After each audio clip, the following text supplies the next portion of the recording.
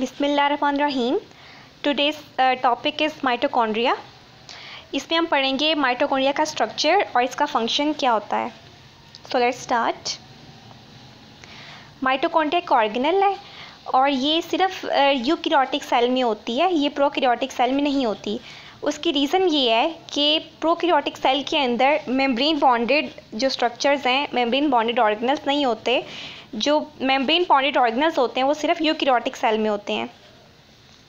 और ये जो माइटोकॉन्ड्रिया वो डबल मेम्ब्रेन बॉन्डेड है। डबल मेम्ब्रेन बॉन्डेड का मतलब है कि इसके अंदर दो मेम्ब्रेन्स होती हैं, एक आउटर मेम्ब्रेन है और एक इनर मेम्ब्रेन है। राइट साइड पे पिक्चर है इसकी, जो ब्राउन कलर में आपको नज़र आ रही है, स्मूथ सी मेम्ब्रेन चलती जा रही है, वो है आउटर मेम्ब्रेन। लेकिन जो इनर मेम्ब्रेन है, जो पिंक और ब्राउन से कलर के अंदर है, वो स्मूथ नहीं है, बल्कि वो अंदर अंदर कुछ पॉकेट्स बनाती जा रही है। इन पॉकेट्स को हम कहते हैं, ये इन फोल्डिंग्स हैं या पॉकेट्स हैं, इसको हम कहते हैं क्रिस्टी कहते हैं इसको। और इसके अंदर जो स्काई ब्लू कलर का फ्लूइड है उसको हम मैट्रिक्स कहते हैं या फिर माइटोकॉन्ड्रियल मैट्रिक्स कहते हैं। अगर ये जो इनर मेम्ब्रेन इनफोल्डिंग्स बना रही है या एक पॉकेट जो इसकी है या एक इनफोल्डिंग, उसको अगर हम एक इनफोल्डिंग की बात करें तो हम उसको क्रिस्टा कहेंगे, क्रिस्टा सिंगुलर। और जब हम ज़्यादा सारी इन पॉकेट्स या इन फोल्डिंग्स की बात करेंगे तो हम क्रिस्टी कहेंगे, जो कि है प्लूरल। इन फोल्डिंग्स हम इसको इसलिए कह रहे हैं क्योंकि ये इनर माइटोकॉन्ड्रियल मैट्रिक्स के अंदर ये पॉकेट्स बनाती जा रही है, तो इसलिए हम इसको इन फोल्डिंग्स कह रहे हैं। सो ये है बहुत इजी, बहुत सिंपल सा स्ट्रक्चर है माइटोकॉन्ड्रिया का। इसके बाद है इसके फंक्शंस। माइटोकॉन्ड्रिया जो है वो एरोबिक रेस्पिरेशन करती है और एनर्जी प्रोड्यूस करती है।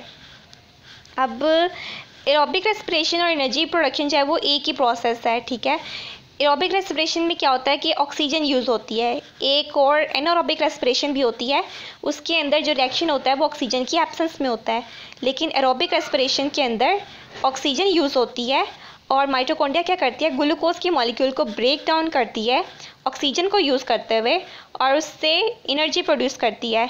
ये एनर्जी मॉलिक्यूल्स प्रोड्यूस करती है, एटीपी और एनएडीपीएच प्रोड्यूस करती है। इसको मज़ीद भी हम चैप्टर नंबर 7 जो है बायोएनर्जेटिक्स का चैप्टर, उसमें मज़ीद हम माइटोकॉन्ड्रिया के रोल को देखेंगे। तो एटीपी और एनएडीपीएच जो एनर्जी मॉलिक्यूल्स हैं वो ये प्रोड्यूस करती है। और इसके अलावा माइटोकॉन्ड्रिया का अपना डीएनए होता है, अपने इसके राइबोसोम्स होते हैं। इसके राइबोसोम जो है वो 70 राइबोसोम्स होते हैं। इसके अंदर सर्कुलर डीएनए होता है माइटोकॉन्ड्रिया का। और जो इसके राइबोसोम्स होते हैं, आपकी बुक के अंदर लिखा हुआ है कि माइटोकॉन्ड्रिया के जो राइबोसोम्स होते हैं वो प्रोकैरियोट्स के जैसे राइबोसोम्स होते हैं। अब यहाँ पे मैं आपको बता दूं कि जो प्रोकैरियोट के राइबोसोम्स होते हैं वो 70S होते हैं और जो यूकैरियोटिक सेल के राइबोसोम्स होते हैं वो 80S होते हैं। जो माइटोकॉन्ड्रिया है वो यूकैरियोटिक सेल में होती है और प्रोकैरियोटिक सेल में नहीं होती। लेकिन माइटोकॉन्ड्रिया के जो अपने राइबोसोम्स होते हैं वो 70S होते हैं। अब ये 70S और 80S राइबोसोम क्या हैं, ये अलहदा से एक मैंने वीडियो बनाई है राइबोसोम्स की, उसमें मैं आपको डिटेल से बता दूंगी। उसका लिंक भी मैं दे दूंगी डिस्क्रिप्शन बॉक्स में। तो 70S 80S को समझने के लिए आप मेरी वो वाली वीडियो भी देख सकते हैं।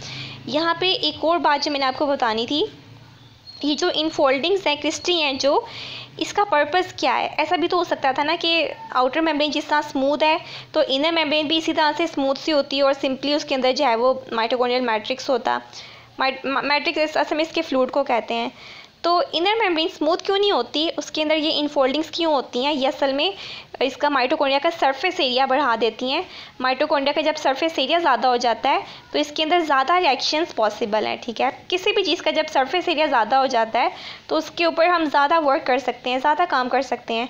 तो इसके अंदर भी हमें जो ह्यूमन सेल्स हैं या कोई भी सेल्स हैं, एनिमल सेल्स हैं, उनको प्लांट सेल्स हैं, उनको ज़्यादा सारी एनर्जी चाहिए होती है, यूकैरियोटिक सेल्स को। तो उसके लिए माइटोकॉन्ड्रिया का सरफेस एरिया ज़्यादा होना चाहिए। सरफेस एरिया ज़्यादा होगा तो माइटोकॉन्ड्रिया जो है वो एनर्जी ज़्यादा बना सकेगी।